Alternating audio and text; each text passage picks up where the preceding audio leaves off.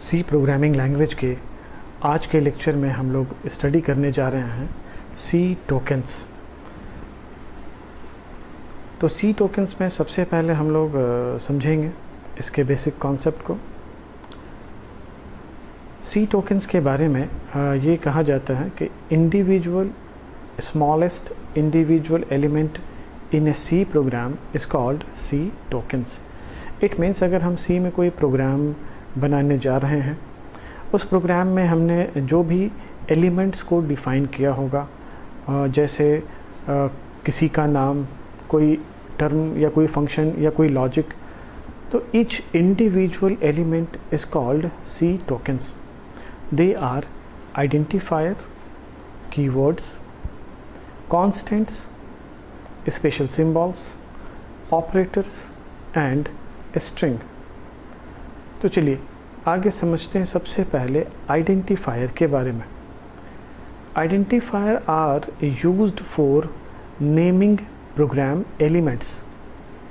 इसका मतलब ये हुआ कि जब हम प्रोग्राम को डिज़ाइन करेंगे, उस प्रोग्राम में हम जो भी एलिमेंट का नाम लिखेंगे, जैसे कभी कभी हम लोग लिखते हैं x, y, या किसी का नाम i, j, या कभी हम यूज़ करते हैं सम, ऐड, सब्ट्रैक्ट। ये सारे क्या हैं? These are the name of the element, और इन्हीं एलिमेंट को हम लोग जानते हैं आइडेंटिफायर के नाम से। जैसे फॉर एग्ज़ाम्पल वो जो एलिमेंट अभी हम लोगों ने यूज़ किया, वो एलिमेंट एक वेरिएबल नेम हो सकता है, कोई फंक्शन का नाम हो सकता है, कोई एरे का नाम हो सकता है। तो जो भी एलिमेंट हमें मिलेगा वो हम आइडेंटिफाई कर सकेंगे। तो फ़िलहाल ये समझते हैं कि जो भी एलिमेंट का नाम होगा, उस एलिमेंट के नाम को हम सबसे पहले कहेंगे आइडेंटिफायर। और आइडेंटिफायर के कुछ रूल्स एंड रेगुलेशंस हैं, वो कुछ यहाँ पे स्क्रीन पे हमने डिफ़ाइन कर दिया है। आगे समझते हैं कि सी प्रोग्रामिंग लैंग्वेज एक case sensitive. It means upper case मतलब कैपिटल लेटर में अगर कोई एलिमेंट लिखा गया है और कोई एलिमेंट सेम स्मॉल लेटर में लिखा हुआ है, तो दोनों एलिमेंट दो डिफरेंट एलिमेंट कहलाएंगे। तो this is the base concept of case sensitive. अगर हम कैपिटल लेटर से स्टार्ट करते हैं, that is the different element. अगर हम स्मॉल लेटर से स्टार्ट करते हैं, that is the different element. यहाँ पे एक एग्जांपल मैंने लिखा है, कैपिटल ऐड लिखा है, ये एक डिफरेंट एलिमेंट होगा। स्मॉल में ऐड लिखा है और कॉम्बिनेशन करके मैंने ऐड लिखा है। तो these are the different identifier. Point number 2, keywords. C programming language में 32 रिजर्व वर्ड रखे गए हैं। इन हर एक रिजर्व वर्ड का एक डिफरेंट और यूनिक इंस्ट्रक्शंस हैं, और इन्हीं इंस्ट्रक्शंस के लिए इन्हें कीवर्ड का नाम दिया गया है। जैसे फॉर एग्ज़ाम्पल यहाँ पे आप देखें, auto, break, case, char, constant, continue, default, do, double, else, इस तरह से कंटिन्यू 32 वर्ड्स को रखा गया। और हर एक वर्ड्स जो भी यहाँ पे डिज़ाइंड हैं, उनका एक डिफरेंट रोल है, जो आगे की क्लासेस में हमें देखने को मिलेगा। आगे चलते हैं। नेक्स्ट पॉइंट है कांस्टेंट। जैसा कि हम लोग समझते हैं, कांस्टेंट का मतलब होता है फिक्स्ड। फिक्स्ड इट मीन्स अपने नेचर में वो फिक्स है, वो उस नेचर को चेंज नहीं कर सकता है। या दूसरे वर्ड में कहें कि कांस्टेंट अगर वैल्यू की बात करें तो वो फिक्स वैल्यू होता है जिसे हम चेंज नहीं कर सकते हैं। तो सी प्रोग्रामिंग लैंग्वेज में जो कांस्टेंट डिज़ाइंड किए गए हैं, वो 4 डिफरेंट टाइप के कांस्टेंट दिए गए हैं। सबसे पहला इंटीजर कांस्टेंट, दूसरा फ्लोट कांस्टेंट, तीसरा character constant, and the next one is string constant. अब ये कांस्टेंट का मेन रोल है क्या, और हम उसे स्टडी क्यों कर रहे हैं? तो चलिए वन बाय वन एक एक करके कांस्टेंट को समझते हैं। तो सबसे पहले इंटीजर कांस्टेंट। इंटीजर कांस्टेंट के बारे में ये कॉन्सेप्ट है कि integer can be expressed in decimal number, octal number, binary number, etc. It means ये कांस्टेंट या ये जो नंबर्स होंगे वो बाइनरी होंगे, डेसिमल होंगे जो बेस 10 वाले नंबर होते हैं। इट मीन्स 0 से 9 के बीच का कोई सीरीज़, 0 से 8 के बीच का कोई सीरीज़, 0 से 5 के बीच का कोई सीरीज़। इट मीन्स इसमें ना तो कोई स्पेस होगा इन बिटवीन द नंबर और ना ही उस नंबर के बीच में कोई कॉमा होगा। कभी कभी आप लोगों ने देखा होगा जब हम अमाउंट की बात करते हैं, हम सैलरी की बात करते हैं, हम जब रुपीज़ के वैल्यू को मेंशन करते हैं तो हम कहीं पे डॉट भी देते हैं, कहीं पे कॉमा से भी सेपरेट करते हैं। बट कहता है कि अगर वो इंटीजर कांस्टेंट है तो उसमें ना तो कोई डॉट होना चाहिए ना ही कोई कॉमा होना चाहिए। इट मीन्स 0 से 9 के बीच का कोई कॉम्बिनेशंस का वैल्यू होगा, बट वो पॉजिटिव और नेगेटिव हो सकता है। जैसे यहाँ पे एग्जांपल हैं -3 4 5 0 एंड 4 5। यहाँ पे ये 3 अगर ऐसा लिखते हैं 4.5 तो it is not a integer constant. तो ये वही चीज़ है जो नेचर में फिक्स है कि इंटीजर कांस्टेंट वैसे कांस्टेंट को कहेंगे जिसमें कोई डेसिमल नंबर या डेसिमल पॉइंट नहीं हो, या वैसे नंबर को कहेंगे जिसमें कहीं पे बीच में कोई स्पेशल कैरेक्टर नहीं हो, जिसमें कोई कॉमा नहीं हो। तो this is the fixed in the nature. और लास्ट लाइन वही कह रहा है, integer constant are not allowed space in between the number, comma, dot in between the number and special symbol that is @ और slash, जो हम लोग कभी कभी अमाउंट ऑफ रुपीज़ में दिया करते हैं। तो this concept is called integer constant. आगे चलते हैं फ्लोट कांस्टेंट। फ्लोट कांस्टेंट के बारे में ये बताया जा रहा है कि इसका नेचर ऐसा होगा जिसे हम बहुत आसानी से पहचान लेंगे, जिसमें सबसे पहला पॉइंट आता है फ्रैक्शन। जैसे यहाँ पे मैंने एग्जांपल दिया 22/7, दूसरा एग्जांपल दिया 3.1415, तीसरा एग्जांपल दिया है कोई एक्सपोनेंशियल वैल्यू जो नेगेटिव में है। तो यहाँ पे ये बात क्लियर हो गई है कि अगर हम फ्लोटिंग पॉइंट की बात करें तो फ्लोटिंग पॉइंट में फ्रैक्शन हो सकता है, बीच में डेसिमल पॉइंट हो सकता है, रेस टू पावर हो सकता है, पॉजिटिव और नेगेटिव हो सकता है। तो this is the nature. It means जब भी हम फ्लोट की बात करेंगे तो डॉट ज़रूर होगा। जैसे हम अमाउंट की बात करते हैं, किसी की सैलरी की बात करते हैं, तो जब भी वैल्यू लिखी जाती है तो ₹.00 या समथिंग जो भी वैल्यू होता है।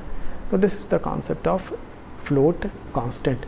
अगर हम 1 2 3 भी लिखते हैं और उसे हम फ्लोट कांस्टेंट में इम्प्लीमेंट करने जा रहे हैं तो 123.00, ये this is the by default concept. ये इस तरह से इसके नेचर में शुमार है, इसीलिए इसे कहा गया फ्लोट कांस्टेंट। अब आगे चलते हैं। Next one is character constant. Character constant के लिए एक बहुत अच्छी सी लाइन डिफ़ाइन की गई है। वैसे सिंबल को हम कैरेक्टर कांस्टेंट कहेंगे वो सिंबल सिंगल इन्वर्टेड कॉमा में इनकैप्सुलेटेड होना चाहिए। तो जो भी सिंगल इन्वर्टेड कॉमा में जो कैरेक्टर या सिंबल इनकैप्सुलेटेड होगा वो कहलाएगा कैरेक्टर कांस्टेंट। जैसे यहाँ पे देखिए एग्जांपल में मैंने सिंगल इन्वर्टेड कॉमा में स्मॉल ए, सिंगल इन्वर्टेड कॉमा में 1। अब देखिए अगर हम इंटीजर कांस्टेंट और कैरेक्टर कांस्टेंट में कंपैरिजन करें तो इंटीजर कांस्टेंट में अगर हम 1 लिखते हैं तो वो नंबर कहलाएगा, लेकिन अगर उसी 1 को हम सिंगल इन्वर्टेड कॉमा में लिखेंगे तो ये नंबर नहीं हुआ, ये एक कैरेक्टर हो गया, जिसे हम लोग कहेंगे कैरेक्टर कांस्टेंट। तो अब इसके बाद next one is string constant. String, इस कॉन्सेप्ट को सी प्रोग्रामिंग लैंग्वेज में कुछ इस तरह से डिफ़ाइन किया गया है कि कलेक्शंस ऑफ कैरेक्टर को हम एक स्ट्रिंग कह सकते हैं। उसमें न्यूमेरिक, अल्फ़ा न्यूमेरिक या अल्फ़ाबेट के कॉम्बिनेशन होंगे। बट स्ट्रिंग कांस्टेंट ये कहता है कि जो अल्फ़ा न्यूमेरिक या कलेक्शंस ऑफ कैरेक्टर्स होंगे वो डबल इन्वर्टेड कॉमा में होने चाहिए। तो अगर डबल इन्वर्टेड कॉमा में जो भी टास्क आपने लिखा है, जो भी वैल्यू आपने लिखा है, चाहे वो सारे के सारे नंबर्स की ही क्यों ना हो, बट वो नंबर नहीं कहलाएंगे, वो क्या कहलाएंगे? String constant. जैसे एग्जांपल में यहाँ पे देखिए मैंने लिखा welcome to C programming language, उसके बाद फुल स्टॉप। तो ये डबल इन्वर्टेड कॉमा के अंदर जो कुछ भी लिखेंगे वो सिर्फ और सिर्फ कहलाएगा स्ट्रिंग कांस्टेंट, मतलब इसका बिहेवियर हो जाएगा स्ट्रिंग। तो चलिए अब आगे देखें। अब नेक्स्ट पॉइंट है वेरिएबल। देखिए बड़ा इंपॉर्टेंट सा चीज़, अभी हम लोगों ने समझा कांस्टेंट के बारे में कि कौन से डेटा को हम कौन से कांस्टेंट के कैटेगरी में रखेंगे। अब आता है वेरिएबल। अब सवाल ये उठता है कि वाई, ये क्यों और किस लिए। साइड में मैंने एक डायग्राम बना रखा है जहाँ पे टेबल बना है और एक लोकेशन पे एक ब्लू कलर का डिज़ाइन, मतलब एक सेल ब्लू कलर से प्रिंटेड है। इस टेबुलर डिज़ाइन को हम थोड़ी देर के लिए मान लें कि this is the area of RAM, और रैम में छोटे छोटे छोटे छोटे सेल बने होते हैं।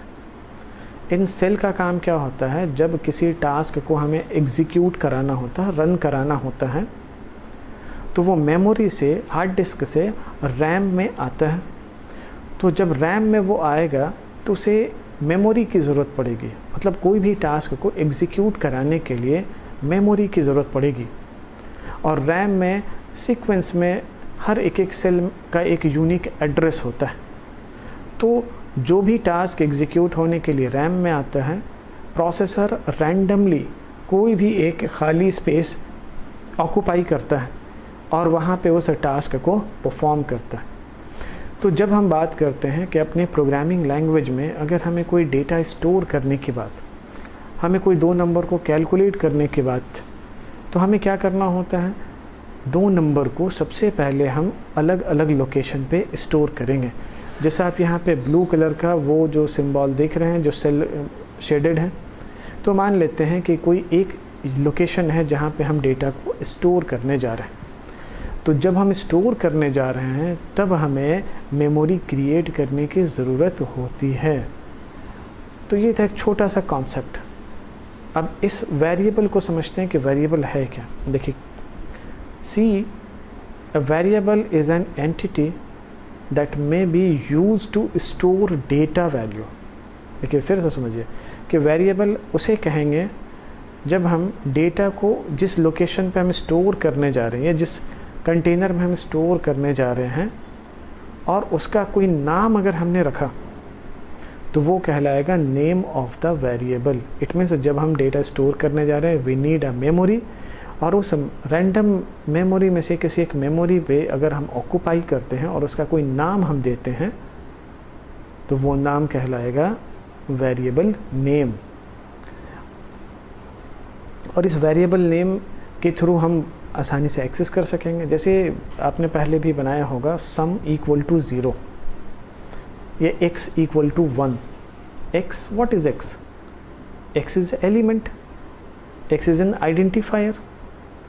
बट रन टाइम पे x में कोई एक डेटा आप स्टोर कर रहे हैं, और स्टोर कहाँ होता है, वेरिएबल में। तो हम कह सकते हैं कि x is the name of variable जो इस रैम के किसी एक सेल में स्टोर होगा, और x वेरिएबल का नाम है जिस नाम से हम उस मेमोरी को आइडेंटिफाई करेंगे और वहाँ पे डेटा को एक्सेस करेंगे। और लास्ट के पैराग्राफ में देखिए, variable name consist of alphabet, digit, underscore, these are the common phenomena. The value associated with a variable may vary during the program execution. जो भी कंटेनर में डेटा होगा, it might be possible कि उस data पे हम आगे कुछ मैनिपुलेशंस करेंगे। तो वेरिएबल का मतलब ये होता है कि कंटेनर में जो डेटा है वो वेरी कर सकता है डिपेंड अपॉन आवर नीड्स। जब हमें ज़रूरत होगी उस डेटा को हम इंक्रीमेंट करेंगे, उस डेटा को दूसरे डेटा से हम कैलकुलेट करेंगे, तो हो गया ना उसके वैल्यू चेंज। अब सबसे लास्ट में देखिए मैंने लिखा है कि सिंटैक्स टू डिक्लेयर वेरिएबल। जब हम प्रोग्राम लिखेंगे तो हम वेरिएबल को कैसे डिज़ाइन करेंगे। 2 कॉन्सेप्ट आता है। सबसे पहला कॉन्सेप्ट आता है डेटा टाइप, और उसके बाद आता है कॉन्सेप्ट वेरिएबल नेम का। अभी बस यहाँ तक समझते हैं, आगे हम लोग और डिटेल में समझेंगे कि डेटा टाइप क्या और ये वेरिएबल का नाम। तो वेरिएबल का नाम तो कुछ भी हो सकता है, एक्स भी हो सकता है, वाई भी हो सकता है, सम भी हो सकता है। हम जिस तरह के प्रोग्राम को डिज़ाइन कर रहे हैं उसके हिसाब से हम नाम को सेलेक्ट करेंगे। जैसे सपोज़ हमें 2 नंबर का सम करना है, तो पहला वेरिएबल n1, दूसरा वेरिएबल n2, और उसके बाद एक वेरिएबल बनाएंगे सम, जिसमें दोनों को कैलकुलेट करके स्टोर करेंगे। तो चलिए आगे हम लोग देखते हैं। अब नेक्स्ट पॉइंट है डेटा टाइप। अब देखिए डेटा टाइप होता क्या। डेटा टाइप का मेन टास्क ये है कि हम किस टाइप के डेटा को अपने प्रोग्राम के थ्रू प्रोसेस करना चाहते हैं। तो जब भी हम प्रोग्राम बनाएंगे उस प्रोग्राम में या तो वो डेटा कैलकुलेशन के लिए होगा, या मल्टीप्लिकेशन डिवीज़न के लिए होगा, या फिर वो डेटा किसी स्टूडेंट के नाम रोल नंबर को स्टोर करने के लिए होगा, या वो डेटा किसी एम्प्लॉय के सैलरी को स्टोर करने के लिए होगा। तो हर एक डेटा का डिफरेंट बिहेवियर होता है। जैसे अभी हम लोग थोड़ी देर पहले कांस्टेंट में समझे थे कि अगर 0 से 9 के बीच का कोई डेटा या उनके सीरीज़ का कोई डेटा हमें रखना हो तो वो बिहेवियर कहलाता है इंटीजर कांस्टेंट। इट मीन्स अगर हमें रोल नंबर स्टोर करना हो तो हमें कैसा बिहेवियर का डेटा चाहिए, इंटीजर कांस्टेंट। अगर हमें किसी का नाम स्टोर करना है तो कैसा बिहेवियर का डेटा चाहिए, तो नाम में तो भाई कलेक्शंस ऑफ कैरेक्टर्स होंगे, दैट इज़ कॉल्ड स्ट्रिंग। अगर हमें किसी की सैलरी स्टोर करनी है तो कैसा डेटा होना चाहिए, तो सैलरी में हमें डेसिमल पॉइंट भी चाहिए, 0 भी वैल्यू लास्ट में चाहिए। It means the concept of float. अब समझते हैं यहाँ पे, देखिए उन्हीं कॉन्सेप्ट के हिसाब से यहाँ पे बात को समझाई जा रही है। ये बताया जा रही है programming language help the programmer to process certain kinds of data and to provide useful output. The task of data processing is accomplished by executing series of command called program. ये तो हम लोग समझते हैं कि जब हम प्रोग्राम को बनाते हैं it means collections of instructions उसमें देते हैं, और उस प्रोग्राम में अगर हमें कोई डेटा को प्रोसेस करना होता है तो वो डेटा जिस टाइप के होंगे एक्चुअली हमें उसी टाइप के बिहेवियर को यूज़ करना होगा। तो यहाँ पे देखिए डेटा टाइप्स को 2 कैटेगरी में डिस्ट्रीब्यूट किया गया है, primary data type and secondary data type, जिसे हम दूसरे वर्ड्स में जानते हैं primitive data type and non primitive data type. Primitive जो पहले से कंपाइलर ने बना के रखा है, मतलब जो इनके इन्वेंटर थे जब ये प्रोग्रामिंग लैंग्वेज को बनाया जा रहा था उसमें उन्होंने डिज़ाइन करके रखा है। तो प्रिमिटिव डेटा टाइप को दूसरे वर्ड्स में कहा जाता है प्राइमरी डेटा टाइप, जिनमें कुछ नाम यहाँ पे लिखे गए हैं, character, integer, float, double. Non primitive it means इन्हीं प्रिमिटिव को मिला करके जो नया डेटा टाइप डिज़ाइन होगा उसे हम दूसरे फॉर्मेट में कहेंगे secondary data type, that is array, pointer, structure. तो ये डेटा टाइप के 2 कॉन्सेप्ट हो गए। अब ज़रा याद करें थोड़ा पीछे, हम लोगों ने अभी लास्ट में स्टडी किया वेरिएबल, और उसमें लास्ट में एक सिंटैक्स को पढ़ा, syntax to declare the variable that is a data type space and name of variable. तो चलिए अगर हमें 2 वेरिएबल बनाना हो और दोनों वेरिएबल में इंटीजर का इन्वायरमेंट होना चाहिए तो हमें क्या लिखना होगा, data type that is integer space variable का नाम n1। तो एक n1 नाम का एक इंटीजर बिहेवियर वाला इंटीजर का डेटा टाइप का एक वेरिएबल क्रिएट हो गया, जिस वेरिएबल में हम कोई इंटीजर टाइप के डेटा। बाद अगर हम देखते हैं, अगर हमें सपोज़ किसी एम्प्लॉय की सैलरी स्टोर करनी हो तो सैलरी स्टोर करने के लिए एक वेरिएबल बनाएंगे जिसका नाम रखेंगे सैलरी।